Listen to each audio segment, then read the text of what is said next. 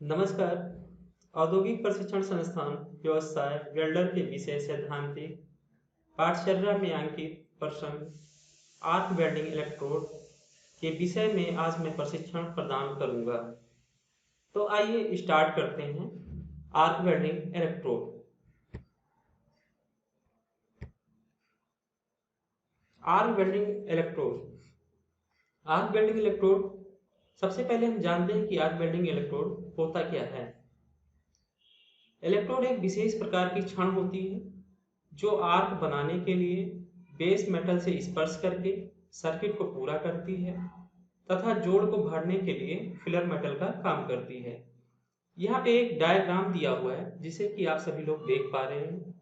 इस डायग्राम में देख रहे हैं कि ये पार्ट जो है हमारा, ये जो है एक वेल्डिंग मशीन का सिंबल दिखाया गया है कि ये हमारी एक वेल्डिंग मशीन है और इसके साथ में इसमें से दो टर्मिनल को जो है निकाला गया है। एक टर्मिनल जो है हमारा जाके वर्क पीस से जुड़ा है, जो हमारा बेस मेटल है उससे जाके जुड़ा है। दूसरा जो टर्मिनल है वो जाके हमारा इलेक्ट्रोड होल्डर से जुड़ा हुआ है। आप देख पा रहे हैं कि इस वर्क पीस और इलेक्ट्रोड होल्डर के बीच में एक छड़ दिख रही है। इस छड़ को ही हम इलेक्ट्रोड के नाम से जानते हैं। ये छड़ क्या करती है, ये वेल्डिंग के लिए, आर्क बनाने के लिए सर्किट को जो है पूरा भी करती है और इसके साथ में ही जब हम वेल्डिंग कर रहे होते हैं तो जहां हमें पूरक मेटल, मतलब जहां फिलर मेटल की हमें आवश्यकता होती है, वहां पे इलेक्ट्रोड पिघल कर वहां पे फैल जाती है, वो जोड़ों में भर जाती है। इस तरह यह जो है इलेक्ट्रोड फिलर मेटल का भी काम करती है। इस इलेक्ट्रोड के ऊपर जो है एक फ्लक्स की कवर चढ़ी हुई होती है। ये जब हमारी आर्क बन जाती है, हमारी वेल्डिंग प्रक्रिया स्टार्ट हो जाती है, वेल्डिंग हो रही होती है, तो जैसे जैसे हमारा जोड़ भरता जाता है, ये फ्लक्स क्या होता है कि उस जोड़ के ऊपर कवर बना के उस वेल्डिंग बीट को ढकता हुआ जाता है। तो इस तरह ये जो हमारी इलेक्ट्रोड होती है, आपने देखा कि दो काम में आती है। पहला काम ये क्या करती है कि आर्क बनाने के लिए सर्किट को पूरा करती है। दूसरा काम क्या करती है कि वेल्डिंग करने के लिए जहां पे हमें फिलर मेटल की आवश्यकता होती है, वो फिलर मेटल का भी काम करती है। आगे बढ़ते हैं और देखते हैं नेक्स्ट टॉपिक। अब देखते हैं इलेक्ट्रोड के प्रकार के बारे में। हम जानते हैं कि इलेक्ट्रोड जो है हमारे मुख्य रूप से दो प्रकार के होते हैं।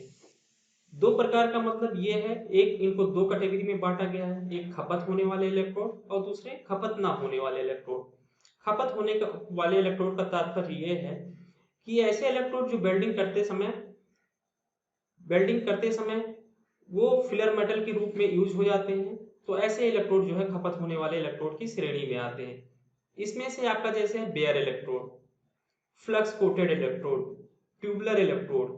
आप खपत होने वाली श्रेणी में देख पा रहे होंगे कि दिया हुआ है, तीन इलेक्ट्रोड आपको नजर आ रहे हैं, एक बेयर इलेक्ट्रोड, दूसरा फ्लक्स कोटेड इलेक्ट्रोड और तीसरा ट्यूबुलर इलेक्ट्रोड। ऐसे ही खपत ना होने वाले इलेक्ट्रोड ऐसे होते हैं। खपत ना होने वाले इलेक्ट्रोड क्या करते हैं कि वो वेल्डिंग करने के लिए सर्किट को तो पूरा करते हैं, लेकिन फिलर मेटल का काम नहीं करते हैं। फिलर मेटल के लिए हमें अलग से फिलर वायर का यूज करना पड़ता है। तो ऐसे इलेक्ट्रोड जो है हमारे खपत ना होने वाले इलेक्ट्रोड की श्रेणी में आते हैं। इसका उदाहरण है हमारा carbon electrode, tungsten electrode. Carbon electrode भी हमारा क्या होता है, वेल्डिंग करते समय वो सिर्फ सर्किट को पूरा करता है और आर्क को बनाता है। उसके द्वारा अगर हम सोचे कि किसी जोड़ को हमें भरना है और वहां पे हम इसको फिलर मेटल के रूप में यूज कर ले, तो ये नहीं हो पाता है। ऐसे ही हमारा जो टंगस्टन इलेक्ट्रोड होता है, आपने टिक वेल्डिंग देखा होगा, टिक वेल्डिंग प्रक्रिया देखी होगी, तो टिक वेल्डिंग प्रक्रिया में क्या होता है, जब हम टंगस्टन इलेक्ट्रोड का यूज करते हैं तो टंगस्टन इलेक्ट्रोड हमारा क्या करता है, सिर्फ आर्क को बनाता है, और जबकि फिलर मेटल के लिए हमें अलग से एक फिलर वायर का यूज करना पड़ता है। तो अभी आपने ये देखा खपत होने वाले इलेक्ट्रोड और खपत ना होने वाले इलेक्ट्रोड। खपत होने वाले इलेक्ट्रोड में हमारा bare electrode, flux coated electrode और ट्यूबुलर इलेक्ट्रोड। खपत ना होने वाले इलेक्ट्रोड में कार्बन इलेक्ट्रोड और टंगस्टन इलेक्ट्रोड। अब हम आगे बढ़ते हैं और इन इलेक्ट्रॉनों के बारे में विस्तार पूर्वक जानते हैं। सबसे पहले हम शुरू करते हैं बेयर इलेक्ट्रोड के बारे में। यहाँ पे आप दो फिगर देख पा रहे हैं। ये इलेक्ट्रोड होते हैं, इन पे किसी भी प्रकार की कोई कोटिंग नहीं की जाती है, मतलब इन एकदम पूरी तरह से खाली होते हैं, इनके ऊपर कोई कवर नहीं चढ़ा होता है। तो ऐसे इलेक्ट्रोडों को हम बेयर इलेक्ट्रोड कहते हैं। बेयर इलेक्ट्रोड पर किसी भी प्रकार की फ्लक्स कोटिंग नहीं होती है। इन इलेक्ट्रोडों का प्रयोग करते समय हमें अलग से फ्लक्स या इनर्ट गैस का प्रयोग करना पड़ता है। लेकिन जो स्टील या लौह धातु के बने हुए इलेक्ट्रोड होते हैं, उनको जंग लगने से बचाने के लिए इन इलेक्ट्रोडों पर कॉपर की कोटिंग की जाती है। एक आप यहाँ पे देख रहे हैं, ये हमारा CO2 वेल्डिंग में या मिग वेल्डिंग में यूज होने वाला इलेक्ट्रोड है।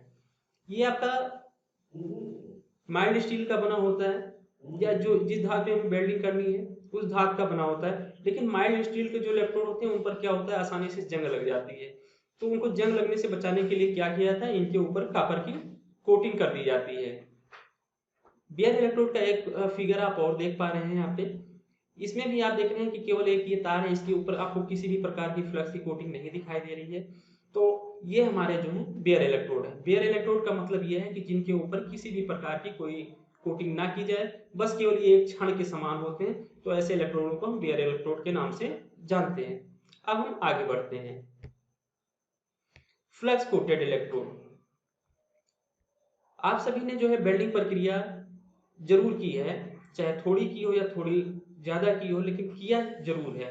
तो आपने देखा है कि नॉर्मल जब आप वेल्डिंग कर रहे होते हैं तो आप ऐसे इलेक्ट्रोड का यूज करते हैं कि जिसके ऊपर क्या होता है, फ्लक्स की कवर चढ़ी हुई होती है। तो जो कवर चढ़ी होती है उसी को हम, जिन इलेक्ट्रोडों पर फ्लक्स की कवर चढ़ी होती है उन्हीं इलेक्ट्रोडों को जो है फ्लक्स कोटेड इलेक्ट्रोड बोलते हैं। आप देखिए यहाँ पे आपको फिगर दिखाई दे रहा है। यहाँ पे डिफरेंट डिफरेंट टाइप के जो है फ्लक्स कोटेड इलेक्ट्रोड हैं। आप देख रहे हैं ये भाग यहाँ से लेकर कुछ भाग तक ये केवल जो है बेयर है, और इसके बाद का भाग जो है सब पे जो है फ्लक्स की कोटिंग की हुई है। तो ऐसे इलेक्ट्रोड जो है फ्लक्स कोटेड इलेक्ट्रोड होते हैं। इन इलेक्ट्रोडों पर फ्लक्स की कोटिंग की होती है। जब इन इलेक्ट्रोडों से वेल्डिंग की जाती है तो ये इलेक्ट्रोड पिघलकर जोड़ में भर जाते हैं, और साथ में ही फ्लक्स पिघलकर बेल्ट मेटल को ढक लेता है, जिससे वायुमंडल की गैसें बेल्ट मेटल को नुकसान नहीं पहुंचा पाती हैं। ये आपका जो है एक इलेक्ट्रोड है। आप इसके अंदर देख रहे हैं ये पार्ट दिखाया गया है, जो कि इसके अंदर ये आपका पार्ट है फिलर मेटल का। इसके ऊपर आप ये जो ब्लैक पार्ट दिख रहा है, ये जो है आपका फ्लक्स कोटेड है। अब ये क्या हो रहा है, जब हमारा यहाँ पे देख रहे हैं ये वेल्डिंग प्रक्रिया यहाँ पे स्टार्ट हुई है, और ये भाग जो लाइनिंग वाला भाग दिख रहा है ये फिलर मेटल से भाग है। फिलर मेटल का भरा हुआ भाग है जो हम इलेक्ट्रोड से वेल्डिंग करते आ रहे हैं, और इलेक्ट्रोड पिघल कर जो मेटल उसके ऊपर जमता जा रहा है उसको मार्किंग किया गया है। आप देख रहे हैं इसको लाइनिंग की गई है, हल्की हल्की लाइनिंग की गई है। साथ में ही इसके ऊपर ये जो ब्लैक वाली लाइन आप देख पा रहे हैं, इसके ऊपर जो है ये फ्लक्स की कवर चढ़ी हुई है। क्या होता है कि जब हम वेल्डिंग करना शुरू करते हैं फ्लक्स कोटेड इलेक्ट्रोड से, वेल्डिंग करने के स्टार्ट करने के बाद में क्या होता है कि जब हमारा फिलर मेटल भरता जाता है उसके साथ ही उसके ऊपर फ्लक्स एक कवर बना के उस मेटल को, फिलर मेटल को, जो हमारा बेल्ट मेटल है उसको ढकता जाता है। तो इससे क्या होता है कि वायुमंडल की कोई भी गैस हमारी वेल्डिंग बीट में नहीं पहुंच पाती है, और वो हमारे वेल्डिंग बीट को नुकसान नहीं पहुंचा पाती है। तो अब हम आगे बढ़ते हैं फ्लक्स कोटेड इलेक्ट्रोड के बाद में। अब हम आते हैं ट्यूबलर इलेक्ट्रोड के बारे में। आप सभी ने ट्यूबलर इलेक्ट्रोड के बारे में बहुत कम ही सुना होगा। एक्चुअली इस इलेक्ट्रोड का अब जो है प्रचलन धीरे धीरे कम हो रहा है। पहले के समय में इसका भी यूज होता था, आज भी होता है, लेकिन आज इसका कुछ कार्यों में ही यूज होता है। तो फ्लक्स ट्यूबलर इलेक्ट्रोड क्या होता है, जैसे आपने देखा flux coated electrode. Flux coated electrode में क्या होता है कि जो आपकी वायर होती है उसके ऊपर फ्लक्स की कवर चढ़ाई जाती है। जबकि ट्यूबलर इलेक्ट्रोड में क्या होता है, जो आपका वायर होता है वो एक पाइप के नुमा होता है। जो आपका इलेक्ट्रोड वायर होता है एक पाइप के नुमा होता है, और उस पाइप के अंदर भाग में फ्लक्स को भर दिया जाता है। काफी घनत्व के साथ में उस फ्लक्स को भर दिया जाता है। ये इलेक्ट्रोड एक बंद नली के रूप में होते हैं। इसके अंदर फ्लक्स को बहुत अधिक घनत्व के साथ भर दिया गया होता है। जब इन इलेक्ट्रोडों से वेल्डिंग की जाती है तो इलेक्ट्रोड के साथ फ्लक्स पिघलकर वेल्ड मेटल को ढक लेता है। देखिए यहाँ पे एक ये एल्यूमिनियम का जो है इलेक्ट्रोड दिखाया गया है, इसको हम बोलते हैं स्टब। ये जो है हमारा स्टब है, और यहाँ पे इसके क्या है, ये एक पाइप नुमा एक नली है। आप देख पा रहे हैं कि पाइप नुमा जो है नली है, और इसके अंदर क्या किया गया है, जो फ्लक्स का पाउडर है इसके अंदर काफी घनत्व के साथ उसको भर दिया गया है। ये भी सेम काम करता है। जब हम वेल्डिंग प्रक्रिया स्टार्ट करते हैं तो हमारा जो मेटल है वेल्ड मेटल, फ्लक्स क्या करता है उस मेटल पे उसको ढकता चला जाता है। जब वो मेटल हमारे बेल्ट मेटल को ढकता चला जाता है तो हमारी जो वायुमंडल की गैसें हैं हमारी बेल्ट बीड में नहीं पहुंच पाती हैं और हमारी बेल्टिंग बीड सुरक्षित रहती है। इसके ऊपर आप कोटिंग देख पा रहे हैं कि ये कोटिंग दी हुई है। एक ये कोटिंग दी हुई है, दूसरी ये आपकी ट्यूबलर स्ट्रिप दी हुई है और इस स्ट्रिप के अंदर जो है आपका फ्लक्स काफी घनत्व के साथ में भरा हुआ है। अब हम आगे बढ़ते हैं। अब आते हैं हम कार्बन इलेक्ट्रोड पे। ये इलेक्ट्रोड ना खपत होने वाले इलेक्ट्रोड की श्रेणी में आते हैं। वेल्डिंग प्रक्रिया में कार्बन इलेक्ट्रोड का प्रयोग आर्क को बनाने के लिए किया जाता है और जोड़ को भरने के लिए अलग से फिलर मेटल का प्रयोग किया जाता है।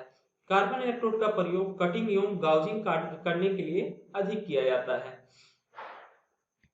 ये आपकी पावर सप्लाई है। एक टर्मिनल जो है आके आपके होल्डर से मिला हुआ है जो कि इलेक्ट्रोड को कनेक्ट करता है, दूसरा टर्मिनल आके आपके वर्कपीस से जुड़ा हुआ है। ये इलेक्ट्रोड जो है आपका कार्बन इलेक्ट्रोड है और ये क्या कर रहा है, आर्क को बना रहा है। अभी ये आर्क को तो बना रहा है लेकिन ये खुद कार्बन इलेक्ट्रोड खुद जो है पिघल नहीं रहा है, केवल ये सिर्फ आर्क को बना रहा है, खुद नहीं पिघल रहा है। अभी क्या हो रहा है, जब ये आर्क को बना रहा है तो हमारा मेटल हीट तो हो रहा है, मेल्टिंग पॉइंट तक भी पहुंच रहा है, लेकिन क्या है अभी जब हमें इस गैप को, जहाँ पे गैप है उसको भरने की आवश्यकता है, तो वहां पे ये इलेक्ट्रोड क्या करेगा, पिघल कर उस इलेक्ट्रोड में, उस गैप में नहीं भर जाएगा। उस गैप को भरने के लिए हमें अलग से ही फिलर मेटल का यूज करना पड़ेगा। इसीलिए हम कार्बन इलेक्ट्रोड को खपत ना होने वाले इलेक्ट्रोड की श्रेणी में लाते हैं। इस इलेक्ट्रोड का प्रयोग अधिकतर हम कटिंग या गाउजिंग कार्य के लिए करते हैं। कटिंग और गाउजिंग का मतलब होता है ग्रुप बनाना। कटिंग, आप कोई भी मेटल ऐसे होते हैं जिनको आप चाहते हैं कि हमें काटना है। कई बार क्या होता है हम गैस कटिंग नहीं करते हैं उन मटेरियल की, हम सोचते हैं कि हम इलेक्ट्रिक आर के द्वारा ही उसको कट कर दें, तो उस समय कटिंग करने के लिए हम इन कार्बन इलेक्ट्रोड का यूज करते हैं। और अब हम आगे बढ़ते हैं नेक्स्ट इलेक्ट्रोड पर। यहाँ पे आप देख पा रहे हैं टंगस्टन इलेक्ट्रोड का यहाँ पे कई फिगर दिए गए हैं, जिसपे आपका ऑरेंज कलर देख पा रहे हैं, ये थोरिडाटेड टंगस्टन है, इसके ऊपर ये जिरकोनेटेड टंगस्टन है, इसके ऊपर लेंथनेटेड टंगस्टन है, सेडेटेड टंगस्टन है और ये सबसे ऊपर प्योर टंगस्टन दिया हुआ है। टंगस्टन इलेक्ट्रोड को भी जो है हम ना खपत होने वाले इलेक्ट्रोड की श्रेणी में ही लाते हैं। एक्चुअली क्या होता है कि टंगस्टन इलेक्ट्रोड का गलनांक जो होता है वो 3422 डिग्री सेंटीग्रेड होता है। लगभग जिस धातु पे हमको वेल्डिंग करना होता है उनका गलनांक टंगस्टन के गलनांक से कम होता है, इसलिए हमारा ये टंगस्टन पिघलकर उन मेल्ट धातुओं को तो पिघलाता है लेकिन खुद जो है मेल्ट नहीं होता है, खुद नहीं पिघलता है। टंगस्टन इलेक्ट्रोड भी ना खपत होने वाले इलेक्ट्रोड की श्रेणी में आता है। इसका गलनांक 3422 डिग्री सेंटीग्रेड होता है। इस इलेक्ट्रोड का प्रयोग आर्क को बनाने व स्थिर रखने के लिए किया जाता है। जोड़ को भरने के लिए अलग से फिलर मेटल का प्रयोग किया जाता है। इस प्रोसेस को, टंगस्टन इलेक्ट्रोड का प्रयोग हम टिक वेल्डिंग में करते हैं। टिक वेल्डिंग आप जानते हैं, टिक वेल्डिंग का पूरा नाम टंगस्टन इनर्ट गैस वेल्डिंग है। उसके साथ में जब हम टिक वेल्डिंग कर रहे होते हैं तो जिन लोगों ने किया है या कुछ वीडियोस देखे इस तरह की पिक्चर देखी होंगी आप अपने बुक में, तो आपने देखा होगा कि टिक वेल्डिंग में अलग से हम एक फिलर मेटल का यूज करते हुए वेल्डिंग करते हैं। तो इसमें भी क्या होता है, इस तरह भी ये हमारा जो इलेक्ट्रोड होता है ना कंज्यूम होने वाले, ना खपत होने वाले इलेक्ट्रोड की श्रेणी में आता है। तो अभी हमने ये देखा है कि हमारे जो खपत होने वाले इलेक्ट्रोड कौन से हैं और ना खपत होने वाले इलेक्ट्रोड कौन से हैं। अब हम आगे बढ़ते हैं और जनरल कार्यों में यूज होने वाले इलेक्ट्रोड के बारे में जानते हैं।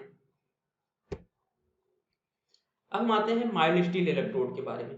जनरल कार्यों में जितने भी हमारे लगभग वेल्डिंग प्रक्रियाएं होती हैं, अभी हम दैनिक कार्यों में जो यूज करते हैं वेल्डिंग प्रक्रिया को, लगभग हम जो है वो माइल्ड स्टील इलेक्ट्रोड के द्वारा ही करते हैं।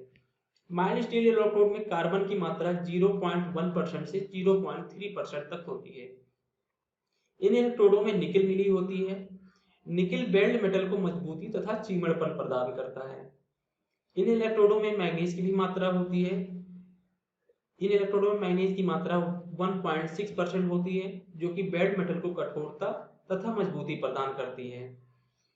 इन इलेक्ट्रोडों में मोलिब्डेनम की मात्रा 0.5% होती है जो कि वेल्ड मेटल को कठोरता तथा सामर्थ्य प्रदान करती है।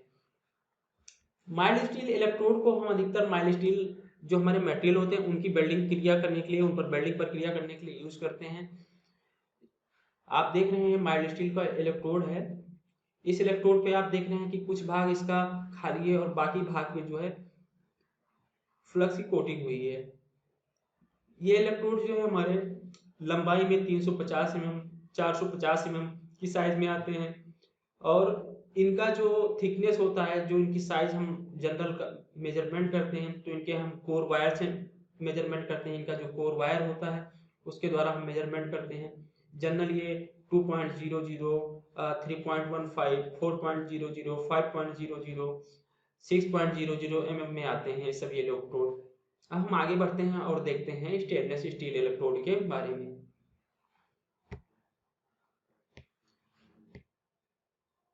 स्टेनलेस स्टील इलेक्ट्रोड लाइम या टाइटेनियम कोटेड फ्लश के रूप में होते हैं। जो इनके ऊपर कोटिंग की गई होती है वो लाइम या टाइटेनियम की जो है कोटिंग की गई होती है।